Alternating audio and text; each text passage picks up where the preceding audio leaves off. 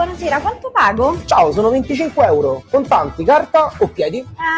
Facciamo piedi. Allora ti ho mandato questa per il saldo del conto e poi ti mando anche questa per la mancia. Va bene? È perfetto così? Grazie. ¡Haga por mí! ¡Aquí no espera Miraflores! ¡No aceptar de llegar, cobarde! Anyway, we're going to make Venezuela grande again. Mucho grande. El bigger, el better than ever before. We're going to drill, baby drill. We're going to have a big, beautiful fiesta, all the tacos you want. Mucho mariachi, sexy mamacitas, and delicious margaritas. Ladies and gentlemen, I am officially running for President of the United States. Vitto, voglio farti una confessione. Sono fascista. Grandissimo Giorgio che hai bombardato quegli schifosi iracheni. Ma che cazzo stai dicendo? Sono collegato da Tel Aviv, lo Stato di Israele. Vitto, ma com'è il tempo a Leopoli? Sì, c'è chiunque nella vita non ha mai sognato di almeno una volta di andare a Teheran. I nostri valori da mantenere. La libertà, la figa e i piedini. Questo è proprio un mondo al contrario. 10 condanne per diffamazione. Cancellate il programma! No. Ma adesso non da su Radio Libertà. I barbari eleganti! È successo signori, e come ne godo, e come sono contento che quello schifoso dittatore sia stato arrestato dalle forze del più grande impero capitalista affamato di petrolio del mondo. Ma a noi va bene così, a noi non ci interessa fino a che fanno saltare teste, fino a che bombardano territori, anzi un po' ne godiamo sinceramente. E allora qui mi sento di dirlo, è arrivato il Miraflores. Buenos días, Nicolás! Un applauso al signor Talebano che ha iniziato in modo perfetto i barbari eleganti del 2026. No. Buon anno a noi, signori. Buon anno soprattutto a Nicolás Maduro. Buon anno soprattutto al Venezuela. Buonasera a tutti e benvenuti a una nuova puntata dei Barbari Eleganti qui su Radio Libertà, la prima di questo glorioso anno Domini 2026. Qui con voi a parlarvi c'è il vostro signorino della Cattolica Marco Rubeo, insieme a quello che avete appena sentito fare un ottimo discorso per la pace, ovvero il signor Talebano. Buonasera e buon anno. Buonasera, buon anno a tutti quanti voi. Come che dice? Oggi sono contento di essere qui, non ci Oggi crederà mai. Oggi sono contento perché quando ci sono queste situazioni io ne godo e come. Certo. Ne godo tantissimo, che non hai idea. E poi un'altra persona che sicuramente ha iniziato l'anno con una grandissima goduria, il cugino Vittorio. Buongiorno a tutti, e che goduria, direi un anno così non iniziava veramente così bene da tempo, siamo tutti veramente super eccitati dal 2002. Beh, signori, che dire, inutile perdere troppo tempo perché inconvenevoli, perché questa puntata non sarà una puntata monotematica, perché abbiamo anche tutti i discorsi sul Capodanno a Napoli da trattare, come ogni anno, ma praticamente sarà un po' una puntata monotematica. E sempre di bombardamenti si tratta. E sempre di bombardamenti si tratta, tra l'altro. Cosa è successo? È successo, ma come sapete tutti, che nella notte del 3 gennaio dell'anno Domini 2026, da noi erano le 9 del mattino, in quello splendido paese erano le 3 di notte, gli Stati Uniti d'America hanno bombardato gli obiettivi militari a Caracas, hanno preso di forza il dittatore schifoso narcotrafficante Nicolás Maduro insieme a sua moglie e l'hanno portato alla giustizia americana. E dopo 30 anni di dittatura comunista, praticamente, 11 anni, 12 anni di Maduro, praticamente 13, ma alla fine se contiamo anche Chavez siamo quasi a 30 anni, hanno finalmente liberato il Venezuela da questa schifosa dittatura. Ora, io lascerò principalmente la parola al cugino Vittorio, perché sappiamo tutti che ha un grande bisogno di dire la sua opinione riguardo a questo caso e non vediamo l'ora di sentirla. Mi mi viene solamente voglia di fare un piccolo commento da fake giurista, da una persona che deve dare un senso al fatto che sta andando all'università e sta studiando giurisprudenza, perché nei momenti immediatamente successivi a questo grande attacco alla democraticissima Repubblica di Venezuela, abbiamo avuto i filomaduriani nostrani, senza fare nomi, tipo Giuseppe Conte, che hanno tirato in ballo il diritto internazionale, e ne sentiamo parlare ormai da 3 giorni, di questo fantomatico diritto internazionale che sarebbe stato violato da quel cattivone di Donald Trump che ha fatto un atto illegale dal punto di vista del diritto internazionale. Ora io vorrei dire una cosa. Dopo la Seconda Guerra Mondiale, quando sono nate le Nazioni Unite, ed è nato anche il Consiglio di Sicurezza delle Nazioni Unite, che è l'unico organo che può autorizzare un intervento militare, è stato dato alle potenze vincitrici, si chiamano, il potere di veto. Ovvero, tu per poter fare un attacco militare senza violare il diritto internazionale, devi chiedere praticamente l'autorizzazione al Consiglio di Sicurezza delle Nazioni Unite. E se questi 5 paesi non pongono il loro veto, tu puoi procedere. Chiaramente non in tutti i casi, ci sono dei casi ben specifici in cui uno può farlo. Il punto è, questi 5 paesi quali sono? Sono le cosiddette potenze vincitrici della Seconda Guerra Mondiale. Francia, Regno Unito, Stati Uniti d'America, Russia e Cina. Per poter rovesciare il governo schifoso, dittatoriale e narcotrafficante, perché è una cosa praticamente accertata che Maduro fosse a capo del narcotraffico, avrebbero dovuto chiedere l'autorizzazione alla Russia e alla Cina. Ora, voi spiegatemi in quale fottuto modo si sarebbe potuto fare senza violare il diritto internazionale. Non c'era soluzione, avrebbero dovuto lasciare Maduro lì dov'è. Non c'era nessun modo per farlo senza violare il diritto internazionale.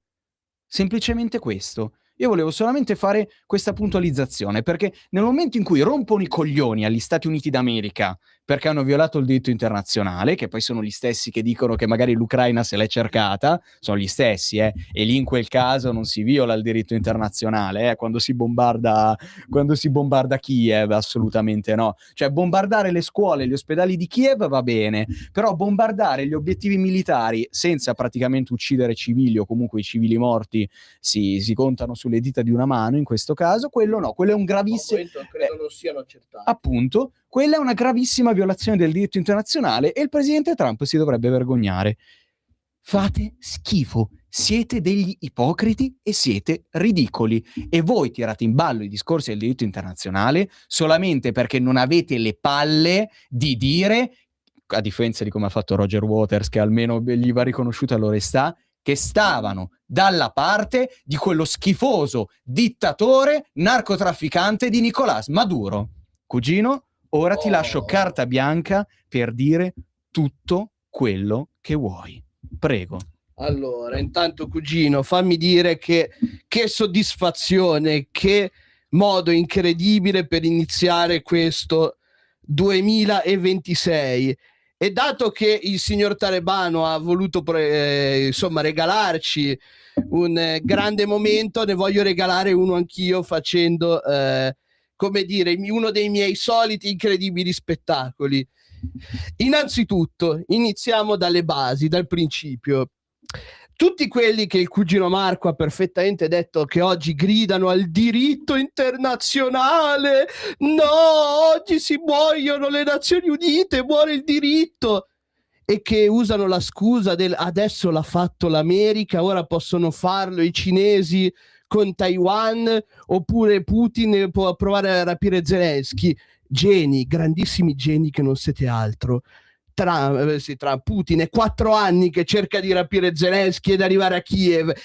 Perché non ci riesce? È perché la Russia è un paese di pippe, è per questo che non ci riescono, mentre invece questa qui è una perfetta operazione speciale condotta dal più grande democrazia al mondo, che ha il diritto e può arrecarsi il diritto di decidere di spodestare uno schifoso dittatore sanguinario, perché questo è Nicolás Maduro.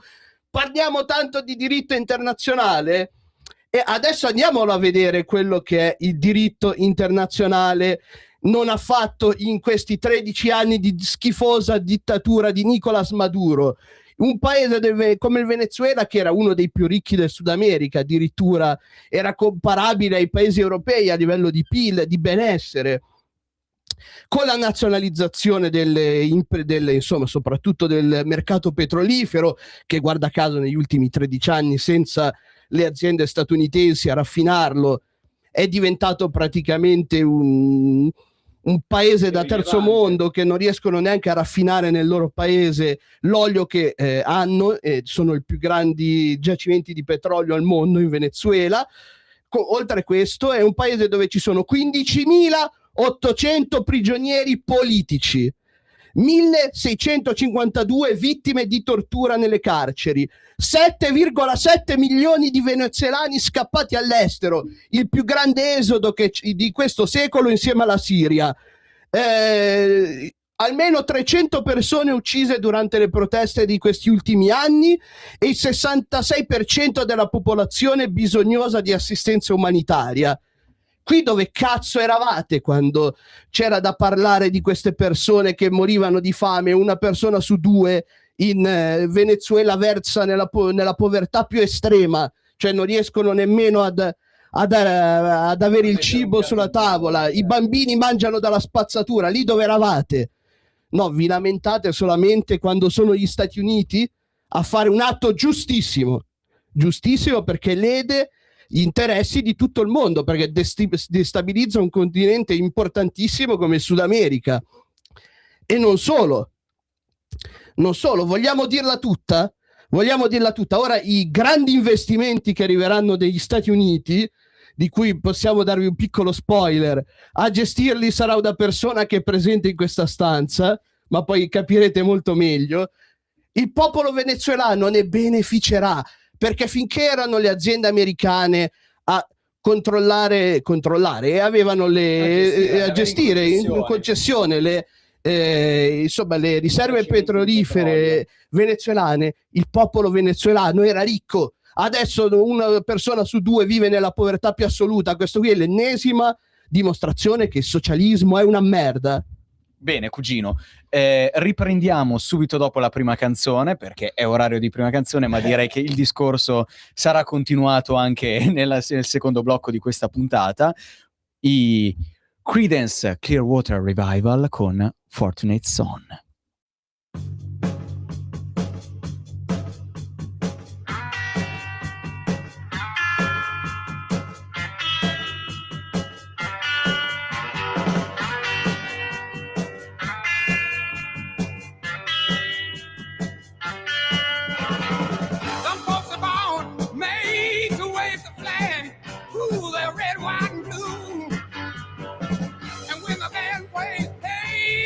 Chief,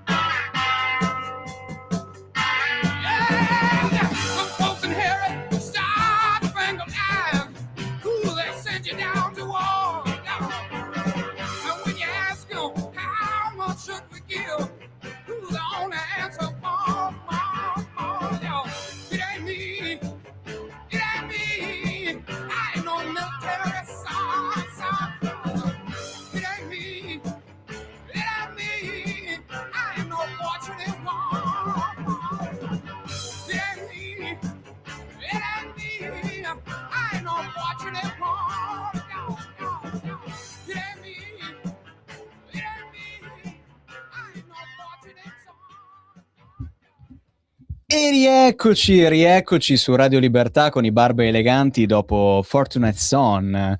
Cugino, splendida scelta musicale, anche se in realtà un po' in contraddizione con quello che Ma è cugino, lo spirito di questa infatti questa canzone che nasceva in realtà per lamentarsi del fatto che un figlio di un senatore americano avesse ottenuto una deroga per non partecipare alla guerra del Vietnam, è diventata in realtà una canzone che è presente ormai in tutti i meme che esaltano gli Stati Uniti, come il famoso pezzo dell'inizio della NASCAR: ho 3 cose da dire, Dio benedica il nostro esercito, God bless America, Gentlemen, start your engines. esatto, e noi ne abbiamo trasformata in una canzone invece che ne esalta la meravigliosa operazione speciale condotta dagli Stati Uniti. Ma cugino, prima di fare il culo a Roger Waters, vogliamo spiegare un pochettino il meme che gira dei barbari eleganti, insomma internos, del te come segretario di Stato americano? Ma sì, allora, praticamente è un meme che è nato dal fatto che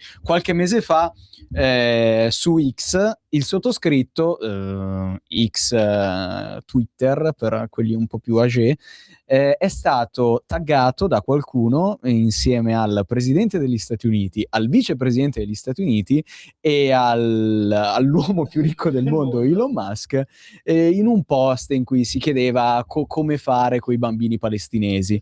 E tra questi qui sono stato taggato anch'io, perché chiaramente io ho lo stesso nome del segretario di Stato americano e il mio nome, se pronunciato in inglese, è proprio Marco Rubio, quindi per questo equivoco io da quel momento in poi, e io ovviamente gli ho risposto: e da me che voglio, se volete posso cantare una canzone.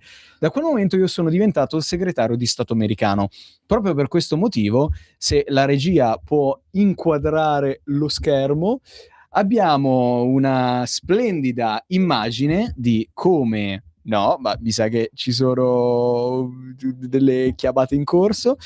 Comunque, presto vi faremo vedere un'immagine di come io e il cugino Vittorio gestiremo il petrolio venezuelano da questo momento in poi.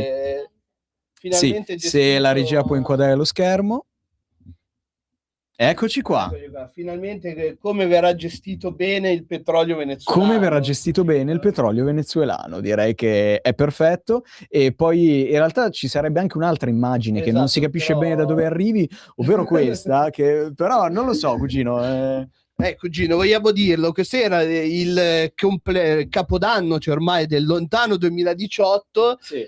E insomma è un po' la dimostrazione, questo ovviamente non è una foto generata con AI, assolutamente. No, ma non sapevo che quando avevo 15 anni ero alto come te, cugino. Cugino, poi sappiamo tutti del tuo tragico incidente che ti ha un po', come dire, accorciato le gambe, purtroppo. Vabbè, per fortuna. In realtà lui era alto un po' come Shaquille O'Neal, un po' era un Karim Abdul-Jabbar, ecco, sì. Prima di... E qui è appunto il capodanno del 2018, dove con Jeffrey Epstein lavoravamo per la destituzione di Maduro. Ovviamente questo è tutto vero, non c'è nulla di inventato con l'intelligenza artificiale. Assolutamente. Bene, ci dicono dalla regia che dovremmo avere una chiamata. Buonasera. Buonasera a tutti, come al solito la disturbatrice Elisetta. Buonasera, lei non disturba mai. Grazie, molto gentile da parte vostra. Dunque, io la penso diversamente, ragazzi, scusate, ma visto che la radio è libera, certo. Allora se gli USA si prendono il Venezuela, ragazzi, si rischia l'effetto domino globale, secondo me. Allora, gli effetti a catena, sempre secondo la testolina della Lisetta, della nuova campagna militare americana toccheranno con ogni probabilità paesi come il Giappone, la Corea del Sud, l'Iran, l'Arabia Saudita e Turchia. E poi a Tokyo, come a Seoul, si rafforzerà secondo me la convinzione di procedere a rafforzare la militarizzazione e a considerare seriamente l'opportunità di dotarsi di armi nucleari come deterrenza essenziale, sempre secondo la sottoscritta. Il leader saudita e turco a loro volta saranno chiamati a riflettere come rafforzarsi in uno scenario in sobbuglio. E voglio terminare, ragazzi. Il nuovo anno, secondo me, si tinge subito di una nuova iniziativa militare che non promette nulla di buono.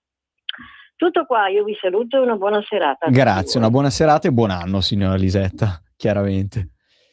E bene, allora, per restare sempre in tema, subito dopo l'intervento militare, il giorno stesso praticamente, ne parlavamo ieri sera, ci sono state a Milano, a Roma, delle manifestazioni dei soliti amici che sventolavano la bandiera palestinese e anche qualche bandiera rossa contro l'intervento americano. E che infatti ne parlavamo ieri sera e tu giustamente dicevi, ma questi qui per essere già il giorno stesso in piazza a protestare, veramente non hanno proprio... Saranno ancora in ferie fino al 6, mi auguro. A quanto pare, perché incredibile, hanno un tempismo nell'organizzare le manifestazioni di piazza incredibile. E mentre in Italia, non solo in Italia, ma soprattutto nelle grandi città italiane, ci sono state delle micro manifestazioni chiamate al grido di giù le mani dal Venezuela, i venezuelani di tutto il mondo sono scesi in piazza a festeggiare questa destituzione. Cugino, tu cosa ne pensi dei venezuelani che in tutto il mondo festeggiano? E poi faremo vedere un minuto di video dei venezuelani in giro per il mondo che festeggiano, mentre ci sono degli occidentali che piangono e che protestano al contrario. Ma qui cade un po' quella retorica di cui mi può anche trovare d'accordo su certi temi, cioè che le donne debbano solamente parlare, cioè debbano solamente decidere sul corpo della donna, è assolutamente giusto, legittimo. E poi però quando tocca a un popolo oppresso venire liberato e gioire giustamente di questa libertà ottenuta, arrivano i soliti comunisti con iPhone 16 Max che gli dicono no, tu non puoi festeggiare, questa qui è un'invasione imperialistica, perché quello lì era un paese sovrano, legittimo, hanno violato la sovranità non era di certo un Venezuela. paese svenduto a Russia, Cina, Iran, come ha detto giustamente la Machado, la leader dell'opposizione venezuelana, che è stata costretta a lasciare il paese ed è stata anche imprigionata. Quello lì non era più, era già un paese invaso da Iran, Russia, Cina, quindi che invasione doveva essere? Stanno festeggiando per la libertà.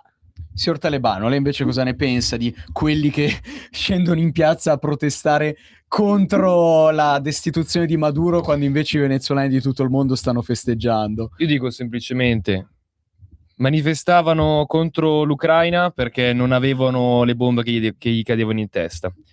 Manifestavano a favore della Palestina semplicemente perché non hanno dei terroristi dietro le spalle che li puntano di mitra. Manifestano a favore di Maduro semplicemente perché hanno un piatto caldo da cui mangiare e non muoiono di fame in giro per strada con tutti quanti i narcotrafficanti che dominano la nazione intera. Semplicemente sono persone viziate che secondo me sono totalmente staccate dal mondo, oppure vanno avanti per partito preso perché loro devono andare contro qualcuno che questo qualcuno non si sa chi sia, perché comunque l'Occidente in generale devono andare contro l'Occidente, cioè, a giù prescindere. le mani dal Venezuela erano già in piazza a manifestare senza che in realtà si avessero anche notizie certe, No, perché esatto. banalmente l'abbiamo visto con Twitter Calcio, come si può palesare una notizia inventata e farla spacciare per vera. Sinceramente siete delle persone ridicole e io trovo imbarazzante che della gente come voi, dopo che il popolo venezuelano, tutti quanti, diciamo che sono scesi in piazza a festeggiare, E ora abbiamo un video in tutto il apposta mondo, che lo fa tranne in vedere. Venezuela, perché in Venezuela sarebbero ancora perseguiti se scendessero in certo. piazza Però comunque anche lì già a hanno festeggiare. iniziato a levare i poster di Maduro, comunque già c'è... Vabbè, adesso lo facciamo vedere. Guarda, è meraviglioso tutto ciò, a parer mio. Dico semplicemente che non avete niente da fare, soprattutto non avete neanche un cervello e non avete un briciolo di dignità e di umanità, perché se voi pensaste al bene delle persone, pensereste che queste persone sono state maltrattate e portate fino allo sfinimento per 20 anni senza che nessuno abbia mai alzato un dito. Anche perché se un popolo intero sta festeggiando il fatto che il suo paese è appena stato bombardato, vuol dire che erano a un livello di disperazione tale che era l'unico modo per salvare la situazione. Bene, prima di andare con la seconda canzone c'è un minuto di video brevissimo che fa vedere i festeggiamenti del popolo venezuelano in giro per il mondo. Se possiamo mandarlo, benissimo.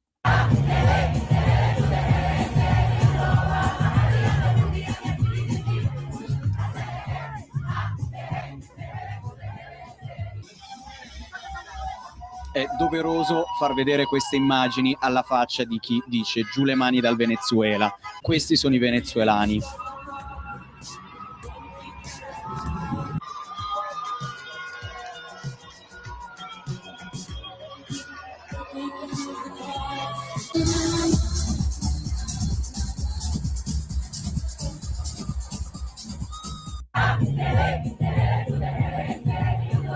Benissimo, benissimo.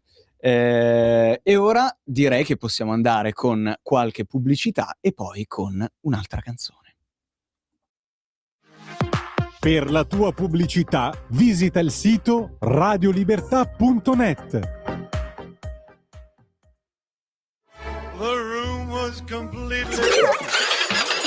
Stanco di perderti i tuoi programmi radiofonici preferiti? Vorresti la tua musica, le tue voci amate sempre con te, ovunque tu vada? Radio Libertà, l'applicazione che trasforma il tuo smartphone e tablet nella tua radio personale.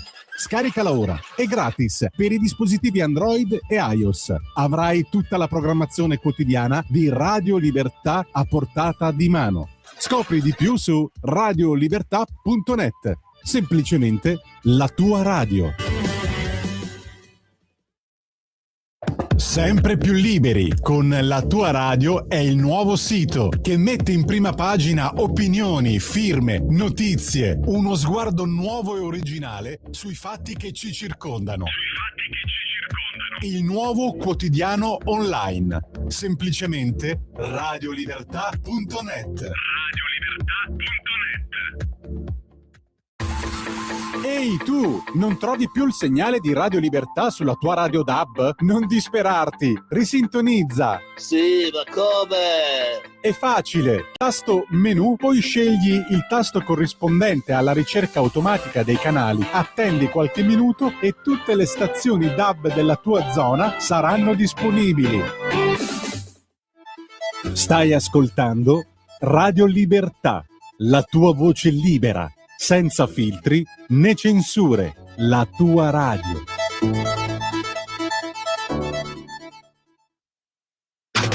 Stai ascoltando Radio Libertà, la tua voce libera, senza filtri né censura. La tua radio.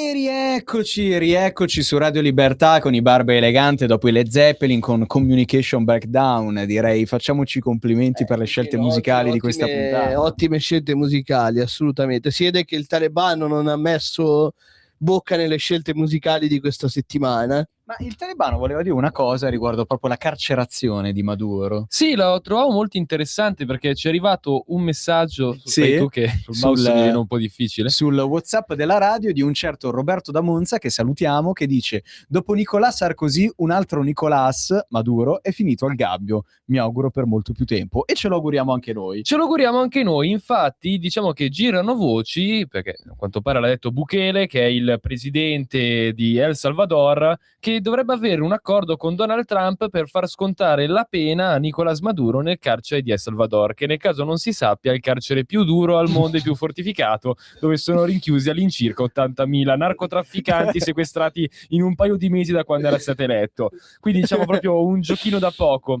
Tra l'altro all'incirca un anno fa, 8 mesi fa, erano stati anche girati dei video dove loro hanno aperto al pubblico, a dei reporter selezionati, diciamo, per poter mostrare la prigione nell'effettivo com'era, le persone che erano dentro e tutte quante, diciamo, le celle, fare interviste. Abbiamo notato che è molto peggio di quello che pensavamo addirittura, quindi auguriamo un buon soggiorno a Nicolás Maduro e ci auguriamo che il Venezuela, come qualsiasi paese latino del mondo, possa, diciamo, avere un percorso come quello che sta avendo El Salvador, quindi di pulizia dal narcotraffico, dalle violenze e di cominciare rinascita. dal suo presidente. Cominciare dal suo presidente, a tutti quanti i ministri, a tutti quanti i suoi colleghi narcotrafficanti. C'è un po' di lavoro da svolgere. A cui diciamo, caro Nicolás, attento alla saponetta quando ti fai la doccia nel carcere di El Salvador. Più che nel carcere di El Salvador, nell'attuale carcere in cui è attualmente rinchiuso Maduro, perché è rinchiuso nel carcere di Brooklyn, lo stesso dove c'è Sean Diddy, in arte Diddy Combs, quindi dovrà stare molto attento alle saponette con il buon P. Diddy, ma anche al baby oil, perché sappiamo essere un grande stimatore. Bene. Ora è arrivato un momento fondamentale. Cugino, tu sei sempre stato, almeno negli ultimi 2 anni, un oppositore di Trump. Tu alle elezioni del 2024... L'ideologia maga è diversa. Anche di Trump, di Donald Trump. Tu hai sostenuto fermamente Kamala Harris. Quando Biden era presidente, tu sostenevi Joe Biden e sostenevi la presidenza Biden. L'hai sostenuta e qui ce lo ricordiamo tutti. Ora, dopo che Trump ha fatto questa cosa, diciamo anche un po' da prima, da qualche mese, quando ha cambiato un po' il passo per quanto riguarda la politica estera, sei diventato un trampiano. Come rispondi a chi ti accusa di aver cambiato idea? Ma allora, innanzitutto diciamo che solamente gli stupidi non cambiano mai idea, cioè sarebbe da stupidi rimanere su delle posizioni che con il tempo possono cambiare. Secondo questo lo ha fatto anche Donald Trump, perché non essendo uno stupido anche lui ha cambiato idea, ha lasciato il movimento MAGA per diventare un neocon, quindi si può dire tranquillamente che non è Donald Trump ad essere, cioè io ad aver seguito l'ideologia MAGA, ma è Trump ad essere venuto dalla mia parte, venuto lui dalla parte dei neocon. Quindi, cugino, per la prima volta nella storia dei Barba Eleganti possiamo dire che sei diventato un trampiano, ed essendo tu diventato un trampiano, direi che è arrivato finalmente il momento che tutti qui, soprattutto io, stavamo aspettando, ovvero l'incoronazione ufficiale. Fammi dire che non io che sono diventato un trampiano, ma Trump è diventato un ledoniano. L'incoronazione ufficiale del cugino Vittorio, togliti le cuffie per un minuto, cugino, come ufficialmente un trampiano. Quindi ora incorono il cugino Vittorio mettendogli questo splendido cappellino rosso con su scritto Make America Great Again. Sì, dai, fammi la foto e non la rivedrei mai più. A favore di telecamera, fallo vedere, di qua, fallo vedere. Bene, cugino. Dai, fai la foto e non lo vedrai mai più, vabbè, se no vuoi mettere lo screenshot preso dalla registrazione con... Cioè, in questo momento il cugino Vittorio è letteralmente: mi avete visto? Perché col cazzo che lo rifaccio. Esatto. Bene, ci dicono dalla regia che dovremmo avere un'altra chiamata, forse. Buonasera. Sì, buonasera. Io volevo appunto informare che essendo io una persona che da anni ormai supporta il piano di Trump, perché come ho avuto già modo di dire in questa radio, Trump non è una persona, è un progetto. Trump probabilmente esiste, non esiste, ma dietro di lui c'è un progetto Sì. che è sostenuto dai MAGA, ed è un progetto che risale ancora all'antico 1962, al buon Kennedy e a tutto quello che ne è susseguito. Allora, questo è il programma che Trump in questi anni e di presidenza Biden, perché effettivamente Biden non era un presidente a tutti gli effetti, ma sappiamo tutti che era manovrato da Obama, Sì, ma certo. diciamo nel sotto, cioè in questi 4 anni di presidenza Trump, prima 4 anni nell'ombra di un governo ombra di presidenza, diciamo pseudo Biden, Trump ha avuto modo di preparare questa situazione, questo cambiamento mondiale che sta mettendo in atto. Siamo al 5-4 di gennaio, ma in questi 4-5 anni e 4-5 giorni sta cambiando veramente il mondo, ma l'abbiamo già visto nel 2025 e Sì, adesso sì. gli eventi si susseguiranno molto molto rapidamente. Ok? Trump e Putin, che sono un progetto, ripeto, non sono 2 persone distinte, perché ci fossero loro, ci fossero altre persone, sono un progetto. Sì, un'agenda sostenuto- politica. Esattamente, sostenuto da tutto un piano elaborato in questi anni, stanno portando avanti quello che è il loro obiettivo. Quindi, come ho avuto modo di dire a Sam, ne vedremo davvero tante che succederanno anche qui in Italia, e stanno cominciando veramente a volare degli uccelloni, ma uccelloni paduli che volano all'altezza del culo, e tanta gente se la sta veramente facendo sotto. Allora, mi perdoni, mi per scusi un tutti secondo, signora. Prego. Ma dietro a tutto questo piano, questa agenda politica, chi è che c'è dietro? Allora, non sta a me dire chi c'è dietro, io lo so, o perlomeno lo presumo, perché mi sono documentata in questi anni, e sicuramente non vengo a dirlo qui quello che penso. Documentatevi, non guardate sempre i soliti siti, guardate i siti magari anche russi, i siti inglesi, i siti scritti in inglese, documentatevi. Certo. È un piano che risale ancora al lontano 1962. Allora, il discorso è questo: si parla tanto di diritto internazionale con il quale noi ci possiamo letteralmente pulire il culo, perché Sono d'accordo. quando era presidente del Consiglio un certo, se non mi sbaglio, D'Alema, Sì. ed era ministro degli esteri, della difesa, un certo Mattarella Sergio, l'Italia, bellamente fregandosene di tutti i diritti internazionali, di chiedere alla NATO, eccetera, eccetera, andò a bombardare i paesi della ex Jugoslavia e fece dei massacri, bellamente fregandosene del diritto internazionale, come Ustica, che è stata bombardata dai francesi, lo sappiamo tutti. Purtroppo queste cose non vengono poi riportate dai nostri giornalisti quando si parla di diritto internazionale. Il diritto internazionale non esiste, è la bella figurina che viene portata avanti, ma lo sappiamo tutti che il diritto internazionale, a partire da quando è stata bombardata la ex Jugoslavia, se ne siamo sempre fregati, Certo. se ne sono sempre fregati, e nessuno è sceso in piazza o si è strappato le vesti. Allora, indipendentemente da tutto quello che questi possono dire, eccetera, eccetera, eccetera, il piano va avanti, ormai è già avvenuto quello che doveva avvenire. Quindi questa è solo una manifestazione che viene fatta giorno per giorno, non tutti in un colpo, perché sennò il mondo No, certo, è chiarissimo. impazzirebbe. Va fatto a poco per volta, così la gente... Va bene, grazie. Comunque, noi la ringraziamo, però dobbiamo anche andare un po' avanti con la scaletta, non possiamo stare 10 minuti a parlare sempre di questo. Comunque la ringraziamo per il suo intervento. Allora, cambiamo un attimo argomento in questi ultimi 10 minuti di puntata, perché dobbiamo anche un po' variare, e l'altro argomento di cui si parla sempre nella prima puntata dell'anno sono stati ovviamente i festeggiamenti di Capodanno a Napoli, che ci danno sempre molte gioie, anche qualche dolore, soprattutto fisico, soprattutto in questo caso. Vuoi dire, cugino? Si può dire un bombardamento molto più massiccio e terrificante di quello avvenuto in Venezuela? Sì, si può dire.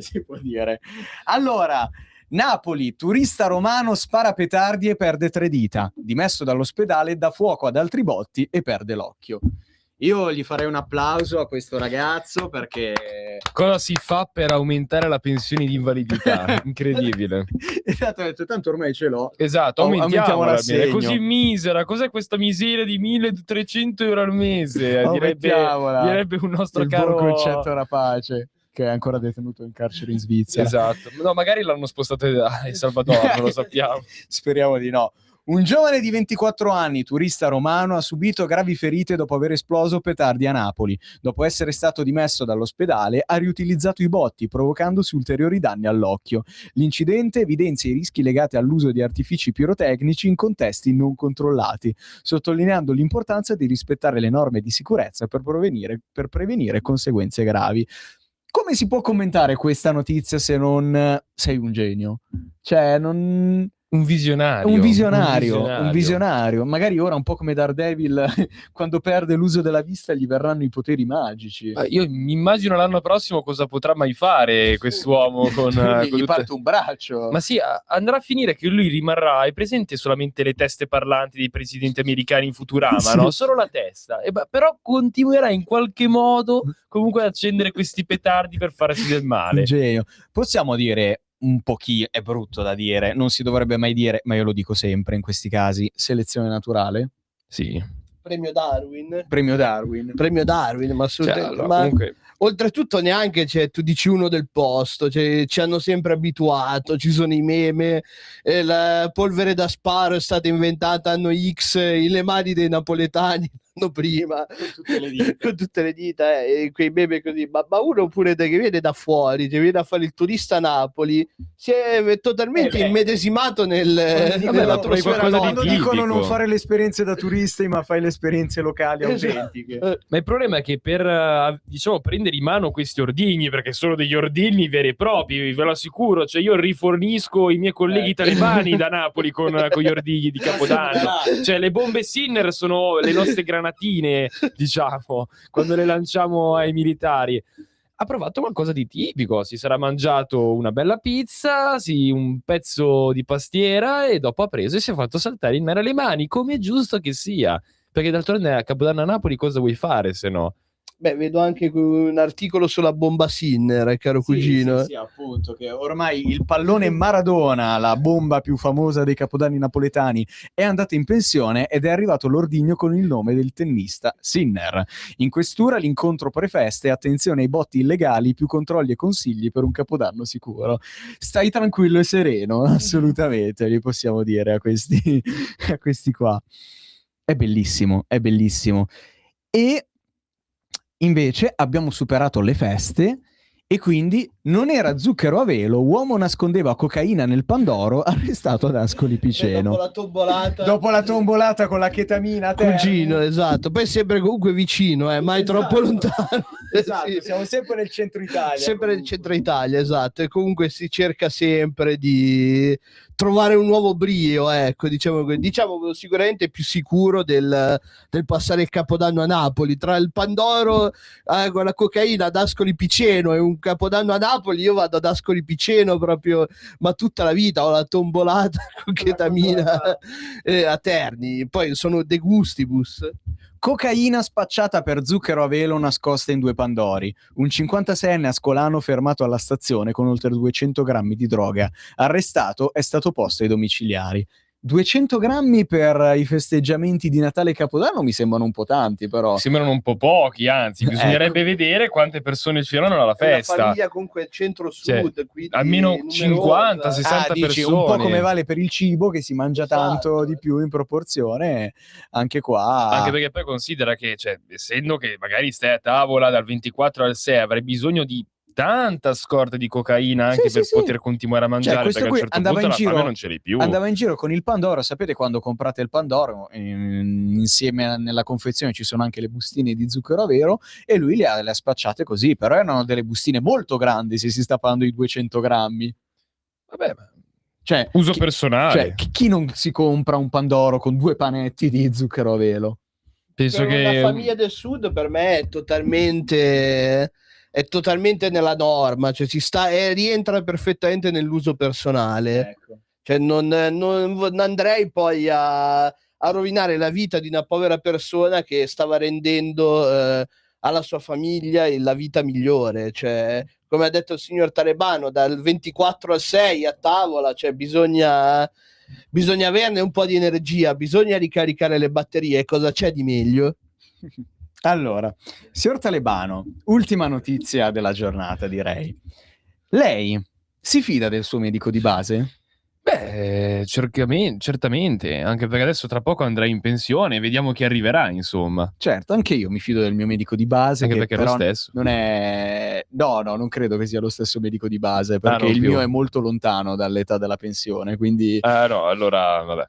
E cosa farebbe lei, sempre collegato a questa domanda, cosa farebbe lei per farsi accettare dalla famiglia di una sua possibile fidanzata?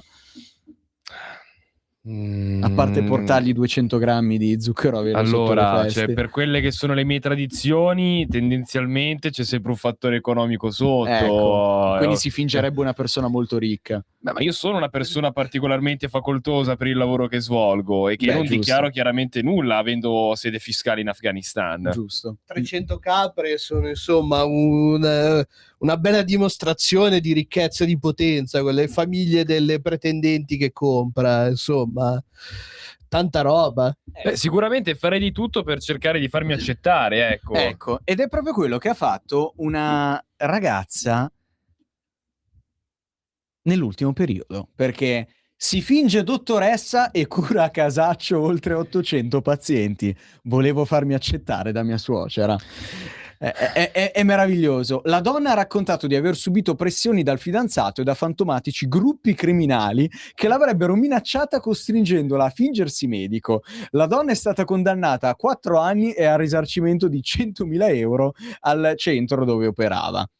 Solo se mi fossi finta medico la madre del mio fidanzato mi avrebbe accettato. Così Giuliana Pietropaolo, 45enne calabrese, ha spiegato davanti al giudice monocratico i motivi che l'avrebbero spinta a mettersi un camice in una sede del centro clinico Sant'Agostino a Milano e a visitare oltre 800 pazienti senza nemmeno sapere da dove iniziare. Secondo la procura, che ha chiesto e ottenuto per lei una condanna a 4 anni, la donna avrebbe infatti trovato lavoro come endocrinologa falsificando la laurea in medicina, il documento di iscrizione all'ordine dei medici e il suo stesso curriculum, che parlava di una fantomatica esperienza, ovviamente mai avvenuta, al Gemelli di Roma. La mia domanda è, cioè si sta parlando del centro clinico Sant'Agostino di Milano, è davvero così facile fingersi medico in Italia? Perché a sto punto ce la possono fare tutti. Beh, se consideri io non mi fido più della sanità se è così facile fingersi medico. Se tu vai in un classico bar italiano sono tutti dottori. Senti dire dottore di qua, dottore di là, avvocato di qui, avvocato di là, quindi tutti probabilmente dottori, avvocati. E prima o poi qualcuno diventa vero dottore avvocato, se ci credi. Viene soprannominato così. Cioè io ho un amico che noi lo chiamiamo l'ingegnere, sì. E il giorno in cui si è laureato ingegnere siamo tornati a chiamarlo col suo nome normale. Perfetto. Se ci perfetto. pensi. Beh, comunque questa qua è la solita storia della nuora che purtroppo viene stressata dalla classica suocera rompicoglioni. Perdonatemi, ma veramente... Basta, la metà delle famiglie sono rovinate in questo modo. Dalle suocere. Dalle suocere che devono rompere i coglioni. Ma tu hai mai visto un suocero rompere i coglioni a qualcuno? Beh, hai mai... un suocero maschio, intendi? Esatto. No, mai. No. Uomo e uomo non è mai successo. Mai. Suocera, nuora, il disagio più totale, aggiungerei. E allora io mi chiedo, perché questa persona, che ormai aveva 40 anni, ha dovuto fingersi medico per essere accettato da una stronza come te, che magari nella vita non ha mai fatto niente, che ha la pretesa, però cioè, come se questo titolo di studi solo perché la valesse... suocera è una stronza, cioè comunque ha visitato 800 pazienti. Sì, ma al posto di chiedergli la laurea, che gli chiedesse la RAL a sto punto, la dichiarazione dei redditi, perché cioè, il fatto che fosse dottoressa o fosse magari una semplice contabile gli cambiava qualcosa nella vita? No, assolutamente. D'ora in poi, quando dovete chiedere qualcosa alle vostre future nuore, chiedete il RAL. Non state lì a chiedere siete laureati, perché rischiate di fare dei danni. Vedi, quindi colpa della suocera. È colpa della suocera, assolutamente. È la suocera che andrebbe messa in carcere e non lei. Certo. Comunque il dottor Talebano questi problemi non se li pone, cioè con le sue tante mogli a Kabul, cioè tutte le suocere non chiedono nulla, al massimo cosa sono? Chiuse in cucina e non possono uscire di casa, quindi probabilmente neanche le vede. Diciamo che tendenzialmente io sono sempre fuori per lavoro, quindi mi è un po' difficile la domenica andare a trovare i miei suoceri. Le tue tante suocere. Le mie tante suocere. Comunque tantissime suocere, perché anche e poi venendo anche loro da famiglie sempre afghane, comunque anche loro a loro volta i suoceri hanno 5 mogli. Esatto. 5 madri per ognuna delle 5 figlie, 25 suocere. Diciamo che comunque la mia professione mi ha sempre aiutato a risultare anche particolarmente affascinante nei confronti dei suoceri, perché è anche un po' difficile dirmi di no, ecco. Beh, sì. Il fascino del terrorista, qualcuno certo. Cioè, il timore del terrorista. Il timore del terrorista. Prova a dire di no. Ma direi che non ci possiamo lamentare, comunque stiamo abbastanza bene. Anche perché sennò poi arriva il tuo socio Ciro Esposito da Napoli, che ti porta tutte le ultime ritrovati di tecnologia degli armamenti esplosivi, quindi difficile dirti di no. Cioè, gira voce che le bombe utilizzate a Caracas siano il 25% meno potenti delle bombe Sinner addirittura. Cioè, proprio dei mini ciccioli hanno tirato gli americani. Poi dicono che a Napoli non c'è innovazione, non c'è progresso, non c'è futuro. C'è innovazione. Cioè, ogni anno c'è grandissima innovazione. Questa è grandissima innovazione. Cioè, qui si superano i livelli delle più grandi potenze mondiali in una sola città, cioè incredibile. Si dice che Oppenheimer abbia studiato in una scuola napoletana, in un'università napoletana per informarsi. Alla Federico II. Bene, signori, è tardissimo, dobbiamo salutare. Io spero che questa prima puntata del 2026 vi sia piaciuta. Vi ringrazio per averci seguiti nel 2022, 23, 24, 25 e ora pure nel 2026. Signor Talebano ci farà compagnia per il resto della stagione anche nel 2026? Spero vivamente di no. Ma nel Poi caso... dipende, perché sai, dall'andazzo che è il mondo penso che riceverò grandissime proposte di lavoro. Vabbè, ma lei comunque verrà a farci compagnia il lunedì pomeriggio. Cugino, sei contento prima di salutare per come è iniziato l'anno? Ma assolutamente sì, meglio non poteva iniziare. Cioè ora, se facciamo la tripletta con magari Iran e ci aggiungiamo qualcosa come Cuba, cioè siamo tutti contenti. I have a dream. Lasciatemi sognare. Beh, cugino, così potrai diventare presidente del Venezuela, Colombia, Cuba, Shah di Persia, governatore della provincia libera di Groenlandia. Quello speriamo. Bene, signori, a settimana prossima e come sempre, amici, viva i piedi! Per la tua pubblicità visita il sito